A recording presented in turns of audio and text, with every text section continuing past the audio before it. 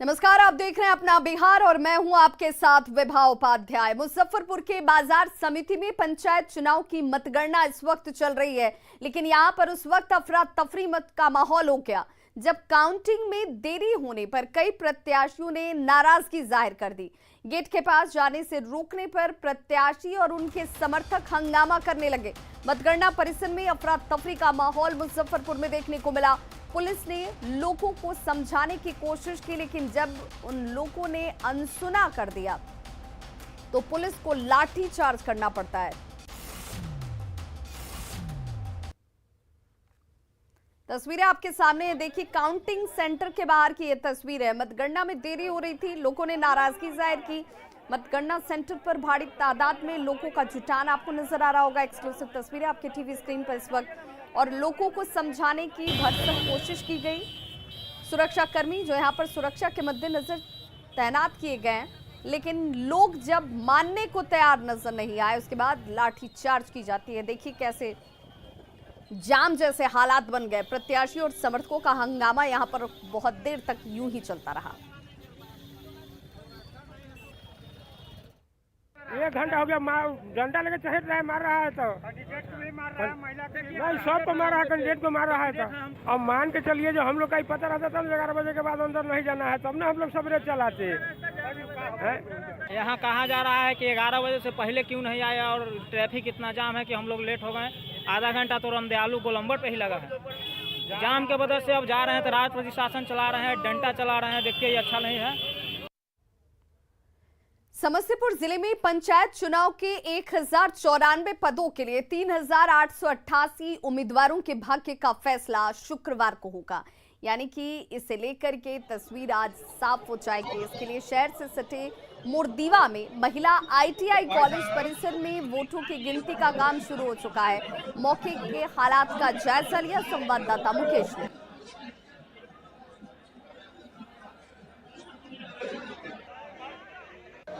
पंचायत चुनाव के दूसरे चरण की मतगणना शुरू हो चुकी है और इस वक्त महिला ITI कॉलेज पर है। ये दृश्य देखिए, जितने भी अभिकर्ता हैं वो अपनी बारी का इंतजार यहाँ पर कर रहे हैं। सुरक्षा के व्यापक इंतजाम किए गए और यहाँ पर काउंटिंग की प्रक्रिया चल रही है अंदर में। और यहाँ पर हमारे साथ अपर संवाददाता हैं। सर, क्या कुछ अब तक ये कितनी जगह की काउंटिंग शुरू हो गई है? समस्तीपुर, ताजपुर एवं पूसा तीनों प्रखंड के सभी 6 पदों की काउंटिंग प्रारंभ हो गई है। एक राउंड का काउंटिंग समाप्त हो गया है और दूसरे राउंड की काउंटिंग चल रही है। सर, कब तक ये परिणाम आने की कब तक उम्मीद है? देखिए, ये तो EVM के परिणाम थोड़े पहले आएंगे और जो बैलेट बॉक्स के हैं उसके तो बंडल अलग अलग बनाए जाते हैं और उसकी प्रक्रिया अलग होती है। उसके परिणाम थोड़े से विलम्ब से आ सकते हैं, लेकिन सभी राउंड की चक्रवार काउंटिंग शुरू हो गई है और बहुत जल्दी राउंडवार परिणाम हम लोग देने लगेंगे। तो यहाँ पर जो महिला ITI कॉलेज पर मतगणना केंद्र बनाया गया है, यहाँ पर सभी प्रखंड जो यहाँ पे समस्तीपुर, ताजपुर और पूसा प्रखंड के पंचायतों का इलेक्शन हुआ है, उसके प्रत्याशियों के भाग्य का फैसला कुछ देर में होने लगेगा। और यहाँ पर जो अधिकारियों के द्वारा बताया गया है, आने वाले कुछ वक्त में जो परिणाम हैं वो सामने आने लगेंगे। Mukesh Kumar, news 18 network, Samastipur. शेखपुरा जिले में 5वें चरण में वोटिंग होगी। निर्वाची पदाधिकारी आचार संहिता को लेकर निर्देश भी दे रहे हैं, लेकिन वोटर्स को लुभाने के लिए प्रत्याशी नए नए तरीकों का इस्तेमाल कर रहे हैं। आचार संहिता लागू होने के बाद यहाँ चापाकल गाड़े जा रहे हैं। कुसुम्बा OP अंतर्गत लोदीपुर पंचायत में 15 नए चापाकल गाड़ दिए गए, लेकिन किस योजना के तहत ये चापाकल यहाँ लगाए जा रहे हैं इसका कोई अता पता नहीं है। वोटर किसी नूनूलाल सिंह की ओर से चापाकल गाड़े जाने की बात कह रहे हैं और कहा जा रहा है कि चुनाव खत्म होने पर किसी योजना में शामिल कर इसकी राशि की निकासी की जाएगी। वोटर को लुभाने के लिए तरीके के बारे में बता रहे हैं संवाददाता अजीत सिन्हा। ये शेखपुरा का लोदीपुर पंचायत है, जहां पंचायत चुनाव 5वें चरण में होना है। मतदाताओं को लुभाने के लिए यहां लगभग 15 से ज़्यादा चापाकल गाड़े गए हैं, लेकिन किस योजना से गाड़ा गया है यह पता किसी को नहीं है। ना गांव के लोगों को पता है, ना जो योजना विभाग के हैं उनको जानकारी है। फिर उसके बाद भी यहाँ चापाकल गाड़े जा रहे हैं ताकि वोट को लाभान्वित किया जा सके, प्रभावित किया जा सके। लेकिन सबसे बड़ी बात यह है कि आचार संहिता लागू है, उसके बावजूद भी वोट को प्रभावित करेंगे इस तरह का खेल पंचायतों में किया जा रहा है। और ज़रूरत है कि जिला प्रशासन द्वारा ऐसे जिसके द्वारा भी प्रलोभन वोटरों को देने की कार्रवाई की जा रही है, निश्चित रूप से विरुद्ध में कार्रवाई होनी चाहिए ताकि स्वच्छ और निष्पक्ष मतदान हो सके। अजीत कुमार सिन्हा, न्यूज़ 18 शेखपुरा। उधर जिला निर्वाची पदाधिकारी राजीव रंजन ने कहा कि अगर वहां आचार संहिता का उल्लंघन हुआ है तो कार्रवाई जरूर होगी। के लिए जो है आचार संहिता कोषांग गठित है, वो उल्लंघन का काम उनके द्वारा देखा जाएगा। यदि उल्लंघन होता है तो नियमानुसार जो कार्रवाई होगी वो होगी। पंचायत स्तर से कोई शिकायतें मिल रही है आचार संहिता उल्लंघन? नहीं, अभी तक तो ऐसी कोई शिकायत नहीं आई है। सिवान के डाइट भवन में कड़ी सुरक्षा व्यवस्था के बीच पंचायत चुनाव की काउंटिंग चल रही है। व्रजगिरी से आसपास धारा 144 लागू किया गया है। तस्वीरें आपके सामने। और बारिश होने की वजह से काउंटिंग थोड़ी लेट से शुरू हुई। काउंटिंग की प्रक्रिया शुरू हो चुकी है, वहीं रुझान आने भी अब शुरू हो गए हैं। यहाँ 18 पंचायतों के लिए काउंटिंग हो रही है। पर्याप्त सुरक्षा की व्यवस्था की गई है, पूरे चाक चौबंद व्यवस्था है और मतगणना की प्रक्रिया एकदम शांतिपूर्वक हो, इसके लिए पूरी तरह से हम लोग तैयार हैं। किस तरह से फोर्स का डिप्रेशन किया गया है? हर पॉइंट वाइज करके हम लोगों ने डिप्टेशन किया है। जो जितने जगह हैं इंपॉर्टेंट पॉइंट वाइज करके सभी जगहों पे पर्याप्त पुलिस बल किए गए हैं। सभी जगह मजिस्ट्रेट फोर्स है। समय से मतगणना प्रारंभ हो गई है। हालांकि वर्षा हुई है, थोड़ी सी दिक्कत है, मगर इसके बावजूद बहुत अच्छे से मतगणना प्रारंभ हो गई है। बारिश को लेकर थोड़ी देर लेट नहीं कर सकता है, लेट नहीं कर सकता है। आधा घंटा पौन घंटा वो सामान। नालंदा में साइक्लोन गुलाब का खासा असर देखने को मिल रहा है। यहाँ कतरी सराय के पटूरिया गांव जाने वाली सड़क पानी के तेज बहाव में 4 जगहों से कट गई है। कई ग्रामीण ऐसे हैं जो सुबह बाजार सामान लेने के लिए निकले थे, लेकिन जब लौटने लगे तो सड़क ही गायब। ऐसे में वो उसी तरफ फंस चुके हैं। 2 तरफ लोगों का इस वक्त इस रोड के कट जाने की वजह से रुक जाना बड़ी परेशानी इस वक्त इनके सामने। पानी के तेज बहाव की वजह से बिजली के पोल तक उखड़ गए और बिजली आपूर्ति इन जगहों पर बाधित हो गई है। पटूरिया गांव के इस हालात का जायजा लिया संवाददाता अभिषेक कुमार ने। अभी हम पहुंचे हैं बाढ़ की स्थिति का जायजा लेने कतरी सराय के पटोरिया में, जहां आप देख सकते हैं ये पटोरिया जाने वाली संपर्क पथ है और किस तरह से ये है जो कटाव इसमें आ गई है। करीब 4 जगहों पर यहाँ पर बताया जा रहा है कि 4 जगहों पर कटाव आई है और इस कारण से वहाँ पर देख सकते हैं वहाँ पर जो 4 लोग बैठे हुए हैं वो बीच कटाव के कारण बीच में फंसे हुए हैं। एक तरह से कहा जाए तो उन्हें अब रेस्क्यू कर बाहर निकालना पड़ेगा। जिस तरह से जो सकरी नदी में आज अचानक बाढ़ की पानी आई है उससे स्थिति काफ़ी भयावह हो गई है। यहाँ पर देख सकते हैं कि जो बाढ़ की पानी के कारण बिजली प्रभावित हुई है। यहाँ पर बिजली के जो खंभे हैं वो ध्वस्त हो गए हैं, तो कई बाढ़ के पानी में बह चुके हैं, जिसके कारण यहाँ पर परेशानियाँ और ज़्यादा अधिक झेलनी पड़ रही है। यहाँ पर कुछ लोगों से भी जानते हैं जो यहाँ पर अपने घर के जब मार्केट सुबह आए थे उस समय सड़क ठीक थी, लेकिन जब बाहर वापस जब घर जाने के लिए तैयार थे तो यहाँ पर जब जिस तरह से कटाव हुई है उससे इन लोग बाहर फंसे हुए हैं। यहाँ पर जानते हैं उन्हीं लोग से क्या स्थिति है। ये बताइए, अभी आप पटोरिया के रहने वाले हैं क्या? जी पटोरिया। अभी कहाँ गए थे सुबह? हम सवेरे गए थे सब्जी लाने के लिए और सब्जी लेकर जब वापस लौटने लगे तो हमारा गांव जाने का रास्ता कट गया पूरी तरह से। और ये बार बार कटता है ना। ये जो ज़मींदारी बांध दिख रहे हैं इतना क्षतिग्रस्त हो चुका है कि बाढ़ का जो दबाव है, भार है, वो झेल नहीं पाता है, जिसके चलते बार बार हमारे गांव में पानी घुस जाता है। और जो भी पदाधिकारी लोग हैं जहाँ क्षतिग्रस्त होता है उसको बना करके चले जाते हैं और जो कमज़ोर हुआ है उसको बना नहीं पाते हैं। इसके चलते बार बार हम लोग को ये परेशानी झेलना। अभी कितने लोग फंसे हुए हैं? जिस तरह से देखा जा रहा है कटाव हो गया, कितना देर से कटाव हो? ये जो है सो कि 4 लोग यहाँ बीच में फंस गए। जो गांव जा रहे थे उसी दरमियान उस तरफ भी कट गया, इस तरफ भी कट गया और बीच में 4 लोग फंस गए और गाँव भी मान के चलिए फंसा ही है। गांव कितनी जगह कटाव हुई है सड़क? ये 4 जगह मेन सड़क में कटा हुआ है। कहाँ से कहाँ जाती है सड़क? ये पटोरिया के लिए ही पर्सनल SS 71 से जो सो की आती है पटोरिया, सिर्फ ये पटोरिया गांव जाता है। क्या स्थिति देख रहे हैं अभी यहाँ पर? मेरा नाम बबलू हुआ, मैं इसी पंचायत का सैदी गांव का हूँ। मैं यही सब देखा सुना तो मैंने हमको पता चला कि पूरा पटोरिया गांव एकदम चारों तरफ से पानी से घिरा हुआ है। वहाँ एक भी अभी तक सुबह से कोई व्यवस्था सरकार के द्वारा नहीं की गई है। मतलब किसी भी तरह के अभी कोई व्यवस्था नहीं। 4 आदमी फंसा हुआ है, आप सामने देख रहे हैं। उस सबको हम लोग को बिस्कुट किसी तरह से उनको पानी और बिस्किट दिया। खबर नालंदा से, जहां पर बाढ़ पर न्यूज 18 की खबर का असर हुआ। अधिकारियों की टीम बाढ़ग्रस्त इन इलाकों का दौरा कर रही है। बाढ़ की खबर न्यूज 18 पर चलने के बाद डीडीसी भी कतरी सराय के प्रभावित इलाके का दौरा करने के लिए पहुंचे।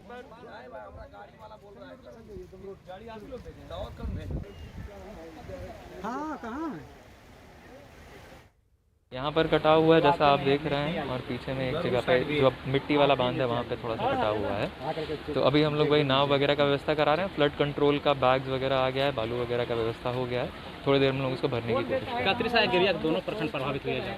नहीं, अभी फिलहाल तो यही एक पार्ट कटा है जो नदी से आप देख रहे हैं। बाकी हम लोग अभी एसेस कर रहे हैं। वहीं गोपालगंज में गुलाब चक्रवात का असर देखने को मिल रहा है। यहां पर रात भर हुई बारिश की वजह से शहर के कई वार्ड जो हैं वो जलमग्न हो गए हैं। शिक्षा विभाग का कैंपस हो या फिर ट्रेजरी ऑफिस, सभी वार्ड और प्रमुख सड़कें जो हैं वो पानी में डूब चुकी हैं। गोपालगंज शहर का राजेंद्र नगर, अधिवक्ता नगर, राजीव नगर, सरैया और हनुमानगढ़ ही पूरी तरह से पानी में डूबे हुए हैं, जिससे लोगों की परेशानी इस वक्त बढ़ गई है। गुलाब चक्रवात का असर गोपालगंज में भी देखने को मिल रहा है। यहाँ पर रात से बारिश हो रही है, लगातार कई घंटे से हो रही बारिश ने पूरे शहर की सूरत बदल दी है। यहाँ पर जल जमाव और बारिश के पानी की वजह से लोगों का चलना और रहना मुश्किल हो गया है। और अभी हम गोपालगंज शिक्षा विभाग के कैंपस में हैं और यहाँ पर आप देखेंगे कि कैसे यहाँ पर पानी लगा हुआ है। पूरी तरह से कैंपस टापू में तब्दील हो गया है और कैंपस में जो पानी है कई दिनों तक रहेगा, क्योंकि यहाँ पर जो जल निकासी है उसकी व्यवस्था नहीं है। शिक्षा विभाग का जो कैंपस है जस्ट बगल में आप देखेंगे तो यहाँ पर ट्रेजरी ऑफिस है, कोषागार है गोपालगंज का, जहाँ पर के काम करने के लिए जब लोगों को आना पड़ता है उन्हें भी इसी पानी के बीच में चल कर आना पड़ता है। सबसे विडम्बना है कि गोपालगंज शहर का ये सिर्फ शिक्षा विभाग कैंपस ही नहीं, बल्कि यहाँ का जो राजेंद्र नगर है, अधिवक्ता नगर है, राजीव नगर है, सरिया मोहल्ला है, हनुमानगढ़ी है, इस शहर के कई ऐसे मोहल्ले हैं, वार्ड हैं, जहाँ पर जो बारिश का जो पानी है, कुछ घंटे के बारिश के पानी की वजह से पूरा शहर और वार्ड जो है पानी में तब्दील हो जाता है। और गोपालगंज नगर परिषद के द्वारा नाले की सफाई को लेकर के दावा किया जाता है, लेकिन बावजूद इसके यहाँ पर जल निकासी की वैकल्पिक व्यवस्था नहीं होने की वजह से लोगों को जल जमाव से परेशानी का सामना उठाना पड़ता है। मुकेश कुमार, न्यूज़ 18 गोपालगंज। तो देखिए, बारिश की वजह से लोगों की परेशानी बढ़ी हुई है। लोगों का कहना है कि उनका घर से निकलना मुश्किल हो चुका है। म्यूनसिपलिटी की देख रेख करे चाहिए, रिपेयरिंग करे के चाहिए। माला के जब बारिश हो रहा है, आज बारिश हो गई, 3 दिन ले पानी जमा रही। हमनी के आवे जाए वाला लोग के बड़े बुरा हाल बा, पर केहू विशेष ध्यान देत नहीं है। नाली पतला बा और छिछला बा, गहरा नहीं है। एक के चलते पानी डाकघर के तक लेके पानी, सड़क पर के पानी, कचहरी के पानी भी नहीं आवेला, आ उ पानी आगे जम जाता है। यहाँ बांका का लाइफलाइन कहा जाने वाला चांदन पुल टूटने के 2 साल बाद भी नहीं बन पाया है। नदी में जलस्तर बढ़ने के साथ ही करोड़ों का डायवर्जन जो बना हुआ था वो बह चुका है और अब लोगों को आने जाने की परेशानी हो रही है। हालत ये है कि 4 प्रखंड के लोगों का सीधा संपर्क टूट चुका है। उन्हें जिला मुख्यालय तक पहुंचने के लिए अब कम से कम 40 किलोमीटर अतिरिक्त दूरी तय करनी पड़ेगी। देखिए संवाददाता नागेंद्र द्विवेदी की रिपोर्ट। बांका के लाइफलाइन कहे जाने वाले चांदन नदी के ध्वस्त होने के बाद से जिला प्रशासन द्वारा पिछले वर्ष अक्टूबर माह में डायवर्शन बनाया गया था। डायवर्शन बनने के बाद से चांदन नदी की तेज़ धार में अब तक 4 बार ये डायवर्शन बह चुका है। डायवर्शन बहने के बाद लोगों को काफ़ी परेशानी का सामना करना पड़ता है। अगर परेशानी की बात की जाए तो चांदन नदी के उस पार में बांका जिला के 4 प्रखंड हैं, जिससे कि 5 से 6 लाख आबादी पूरी तरह से प्रभावित है। और रात में तेज़ धार में डायवर्शन बहने के बाद से लोगों का आवागमन पूरी तरह से ठप है। जिला प्रशासन के द्वारा बैरिकेडिंग कर दी गई है और बैरिकेडिंग पर साफ अंकित है कि डायवर्शन क्षतिग्रस्त है और आने के लिए इंग्लिश मोड होकर आए, यानी अब जिला मुख्यालय इन लोगों को पहुंचने के लिए अतिरिक्त 40 किलोमीटर की दूरी तय करनी पड़ेगी। इतना परेशानी होता है। बहुत सबसे ज़्यादा व्यावसायिक बंधु को। आप देखिए दुर्गा पूजा का समय है, अब सब माल उल लाया है और स्टार्ट में ये दुर्दशा है। एक तो कोरोना खाया, दूसरा ये चांदन नदी खा रहा है। बताइए आखिर व्यवसाय करे क्या? कहीं से कोई सहारा। अब पुल बनता है तो कम से कम उसको पीपा पुल बना दिया जाए। बांका का और आम पब्लिक देहात के जितना भी रहने वाले हैं उनको बहुत ज़्यादा दिक्कत है आने जाने के लिए। मान ली किसी का अगर मान लीजिए नोटिस है, कचहरी का काम है, उसको आने जाने के लिए कैसे जाएगा? प्रशासन क्या कर रही है? आज 3 साल से हम लोग यही देख रहे हैं, यही बन रहा है, यही बन रहा है। और अब बात बिहार में बालू खनन की, जिसकी आज से शुरुआत हो रही है।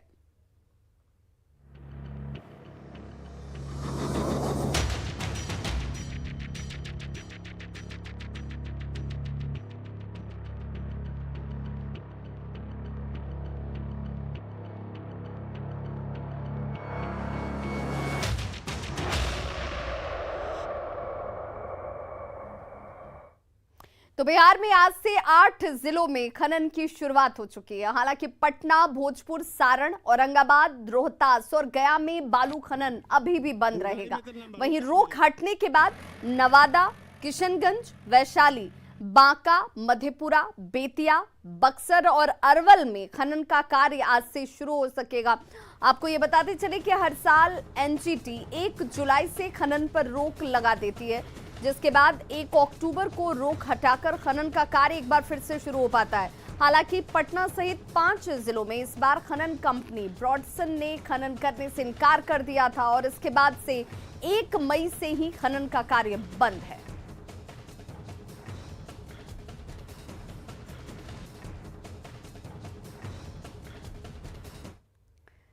तो खान एवं भूतत्व विभाग के मंत्री जनक राम पटना से भागलपुर जाने के दौरान लखीसराय अतिथि गृह पहुंचे, जहां बीजेपी कार्यकर्ताओं ने उनको फूल माला और चादर देकर सम्मानित किया। उन्होंने कहा कि सभी जिलों में जल्द ही उचित मूल्य पर बालू का उठाव शुरू हो जाएगा।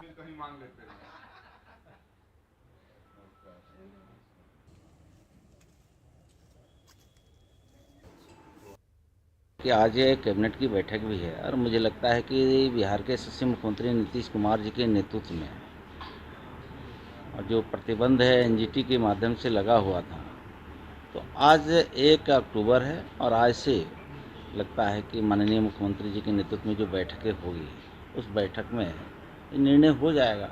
आज से खनन प्रारंभ हो। खबर दानापुर से, जहां मनेर और बिहटा थाना क्षेत्र में खनन विभाग ने बालू लदे करीब 1 दर्जन ट्रैक्टर्स को पकड़ा है। इन ट्रैक्टर्स पर बिना चालान अवैध तरीके से बालू की ढुलाई की जा रही थी। जिलाधिकारी के निर्देश पर इन ट्रैक्टर्स को जब्त किया गया है। पटना में लगातार हम लोग कार्रवाई कर रहे हैं, चाहे ट्रैक्टर हो, चाहे नाव हो, चाहे मशीनें हो। विशेष जानकारी जो है आपको हम दे पाएंगे, अभी हमारे पास डाटा है नहीं, फील्ड में हम लोग निकले हुए थे, तो लेकिन लगातार कार्रवाई हर व्हीकल पे हो रही है। ट्रैक्टर भी पकड़ी जा रही है? जी, ट्रैक्टर भी पकड़ी जा रही है। मुजफ्फरपुर में मतगणना स्थल बाजार समिति में प्रशासन की बड़ी संवेदनहीनता सामने आई है। एक तरफ तो यहां उचित तैयारी नहीं की गई, वहीं दूसरी तरफ दिव्यांग प्रत्याशी को घुटने के बल रेंगने के लिए मजबूर कर दिया गया। सरैया प्रखंड के मोहम्मद छोटे बाबू रिक्शे से मतगणना स्थल पर पहुंचे, लेकिन गेट पर ही सुरक्षा कर्मियों ने उन्हें रोक दिया। गेट पास दिखाने के बावजूद उन्हें रिक्शे से उतारा जाता है, जिसके बाद वो घुटनों के बल रेंगते हुए वहां पर पहुंचे। सड़क पर कीचड़, गिट्टी और ईंट की वजह से उन्हें परेशानियों का सामना करना पड़ा। इसका सिर्फ अंदाजा लगाया जा सकता है। देखिए किस तरह के हालात बना दिए गए, वो भी तब जब विकलांग है, जाने में समर्थ नहीं है और उसके बावजूद रिक्शे से उतारकर घुटनों के बल जाने के लिए विवश किया गया। जी, इसी तरह से आ रहे हैं, वहाँ गेट पर आए हैं तो वहाँ सर बोले हैं कि कोई नहीं, भीतर रिक्शा से आए ना, रत्ती वाला हाँ पास है मेरे पास। कोई व्यक्ति नहीं है जिसके माध्यम से आपको भेजा जा सके? जी नहीं, सबको रोक दिया गया। गेट पर बोले हैं? जी जी, गेट पर बोले हैं कि नहीं, कोई भी रहे नहीं जाने देंगे। मीडिया कर्मियों के माध्यम से यह मामला संज्ञान में आया है। संबंधित अधिकारियों को इस बाबत उनको जानकारी दी गई है और इसको मतलब दिखवाया जा रहा है। अगर कोई दोषी पाया जाता है तो उन पर कार्रवाई हो। बड़ी खबर मधेपुरा से, जहां पर टीपी कॉलेज मतगणना केंद्र के बाहर भारी हंगामा हुआ है। पुलिस यहां भीड़ को हटाने गई थी, जिसके बाद हंगामा हुआ। लोगों के हंगामे के बाद पुलिस ने बल प्रयोग किया है। तस्वीरें एक्सक्लूसिव आपके टीवी स्क्रीन पर देखिए किस तरीके से हालात यहां पर बदल गए। मतगणना केंद्र के बाहर जमकर हंगामा हुआ है। भीड़ को हटाने के दौरान हंगामे की तस्वीरें सामने आई। पुलिस ने इस भीड़ को हटाने के लिए, हंगामे को शांत कराने के लिए बल प्रयोग भी किया है। और सहयोगी तुर बसु हमारे साथ इस वक्त ज्यादा जानकारी के साथ फोन लाइन पर जुड़ गए हैं। तुर बसु, आखिर हंगामे के पीछे की वजह? मधेपुरा में NH 106 मुख्य मार्ग है, उसके किनारे अवस्थित है और लोगों की जो भीड़ है, समर्थकों की, प्रत्याशी समर्थकों की, उस भीड़ के कारण और एजेंट के प्रवेश के कारण जो है पूरा सड़क जो है वो जाम था, जिस जाम को हटाने के लिए पुलिस के द्वारा बल प्रयोग किया गया, जिसके बाद जो है लोग आक्रोशित हो गए और जूता चप्पल और यहाँ तक कि शराब की खाली बोतल भी जो है वो पुलिस के ऊपर और मीडिया कर्मियों के ऊपर फेंका गया है। तुर बसु, इस वक्त हालात क्या हैं? जी, अभी पुलिस के द्वारा जो है स्थिति को नियंत्रित कर लिया गया है और स्थिति जो है वो शांत है। चलिए, बहुत बहुत शुक्रिया तुर बसु इस तमाम जानकारी के लिए। तो देखिए, पंचायत चुनाव के दूसरे चरण की मतगणना का काम जो है वो लगातार सुबह से हो रहा है, लेकिन इस बीच इस तरह की तस्वीरें सामने आ रही हैं जो परेशान करने वाली है। यहाँ पर प्रत्याशी समर्थक कह लीजिए, प्रत्याशी कह लीजिए, एक बड़ी हुजूम की शक्ल में मतगणना केंद्र तक पहुंच जा रहे हैं और सुरक्षा के मद्देनजर ये भीड़ परेशानी का सबब बन जाती है। इसी दौरान हो हंगामे की तस्वीरें सामने आती हुई। पटना में India for tiger rally on wheels को अरण्य भवन से रवाना किया गया। रैली को वन एवं पर्यावरण मंत्री नीरज कुमार बबलू और प्रधान सचिव दीपक कुमार सिंह ने हरी झंडी दिखाकर रवाना किया। आजादी के अमृत महोत्सव के अवसर पर राष्ट्रीय व्याघ्र संरक्षण प्राधिकरण के तत्वाधान में रैली का आयोजन किया गया है। ये रैली 30 सितंबर को वाल्मीकि व्याघ्र से शुरू की गई है, जो कि 2 अक्टूबर को पलामू व्याघ्र पहुंचेगी। प्रधान सचिव ने कहा कि देश के 42 टाइगर रिजर्व से रैलियां निकाली गई हैं जो जन जागरूकता का काम करेंगी। ये रैली ऑन व्हील्स का आयोजन किया गया है। आज़ादी के अमृत महोत्सव के अवसर पर देश के जो 51 टाइगर रिजर्व हैं उनमें से 42 टाइगर रिजर्व से ये रैलियां निकली हैं और ये जाके शेष 9 जो टाइगर रिजर्व्स हैं वहाँ जाके ये इकट्ठा होंगी और इसके बीच में ये जन जागृति का काम करेंगे।